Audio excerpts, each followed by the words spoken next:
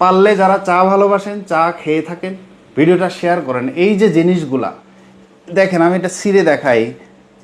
এই যে চা পাতাগুলো পড়তেছে, এটা নিয়ে প্রবলেম বলতেছে না। এই গবেষণা প্রতিষ্ঠান বলতেছে যে এই প্যাকেজিংয়ের সমস্যা। এই যে সুতা, এই যে একটা টিস্যু টাইপের একটা কাগজ, এই চা তো টি ব্যাগ। দেখেন, এই টি ব্যাগ যদি আমি এখানে ধরেন পানিতে মিশাইলাম, তারপর হয়ে গেল আমাদের জন্য একটা কি রেডি টি, তাই তো? প্রবলেম হলো কয়দিন আগে যেই গবেষণা রিপোর্টটা করা হইল যে এটাতে কি পরিমাণে হেভি মেটাল আছে, যার কারণে সবার ধরেন এই যে মহিলাদের বন্ধ্যাত্ব পর্যন্ত হইতে পারে। হ্যাঁ, তারপরে আর্সেনিক রেট অনেক বেশি, পারদ অনেক বেশি পাওয়া যায়, ক্রোমিয়াম অনেক বেশি পাওয়া যায়। তাহলে এত কিছু পাওয়ার পরেও ওখানে একজন বিএসটিআইয়ের নারী অফিসার উনি বলতেছে যে ঠিক আছে, সাধুবাদ জানাই, এটা আমি ঊর্ধ্বতনদের জানাবো। ফ্যাক্টরটা কি এরকম? আমার একটা কথা মনে আছে। কথাটা হলো, আমাদের বাংলাদেশি কোনো একটা খুব জনপ্রিয় কোম্পানি আমেরিকার বাজারে মশলা সাপ্লাই করে। সেই মশলা সাপ্লাই করার পরে কোনো একজন ব্যক্তি একটু অসুস্থ হয়ে যায়, দেন সে পরীক্ষা নিরীক্ষা করে দেখে যে ওই মশলা সেবনের কারণে সে অসুস্থ হয়েছে। এটা দ্রুত ওই আদালত থেকে বলতেছে এই বাজার থেকে বাংলাদেশি ওই কোম্পানির সব মশলা তুলে নাও, মানে কোনো মশলা যেন এই বাজারে না থাকে। এবং সরকারের পক্ষ থেকে একটা ঘোষণা দিল, যারা অমুক মশলা, মানে কোম্পানির নাম বলতেছি না, অমুক মশলা যারা ভোজন করেছেন, খেয়েছেন, তারা দ্রুত স্বাস্থ্যসেবা নেন এবং এটা বাজার থেকে তুলে ফেলেন।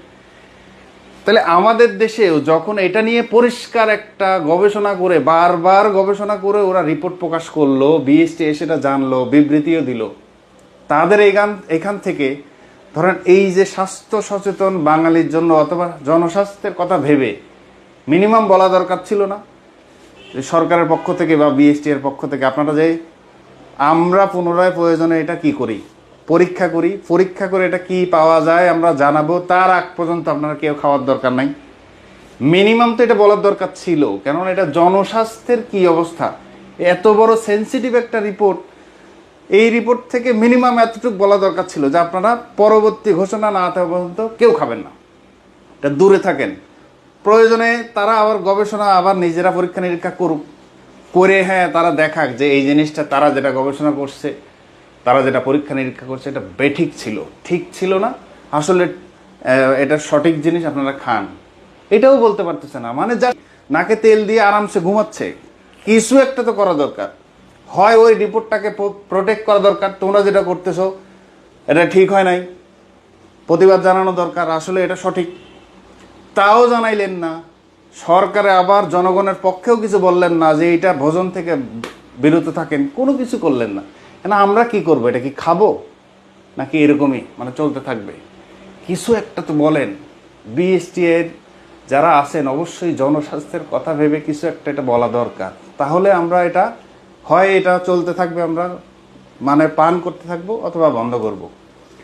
পারলে যারা চা খোর, চাকে ভালোবাসেন, প্রতিদিন চা না খেলে চলে না, প্লিজ তারা এই জিনিসটা একটু চিন্তা করেন। যেহেতু এটা ক্ষতিকর, এত কিছু পাওয়া গেছে, তাহলে হয় বিএসটি বলুক আপনারা খাবেন না, অথবা বলুক যে না ক্লিয়ার এটা আপনারা খেতে পারবেন, কিছু একটা তো বলতে হবে। নাইলে ওই গবেষণা প্রতিষ্ঠানকে বলুক যে তোমরা এটা রং করছো, কিছুই বলতেছেন না, তা আমরা জনগণ কোন দিকে যাব? পারলে যারা চা ভালোবাসেন, চা খেয়ে থাকেন, ভিডিওটা শেয়ার করেন। এই যে জিনিসগুলা দেখেন, আমি এটা ছিঁড়ে দেখাই। এই যে চা পাতাগুলো পড়তেছে, এটা নিয়ে প্রবলেম বলতেছে না।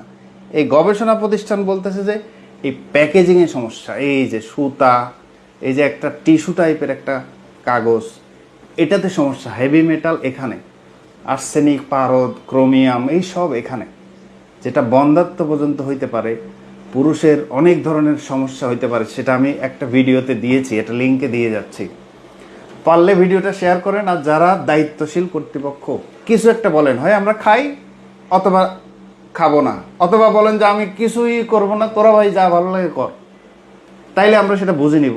আলটিমেট যদিও রেজাল্ট এরকমই হচ্ছে। পারলে অবশ্যই যারা চাকে ভালোবাসেন ভিডিওটা শেয়ার করেন, কর্তৃপক্ষ কিছু একটা বলুন প্লিজ। আসসালামু আলাইকুম।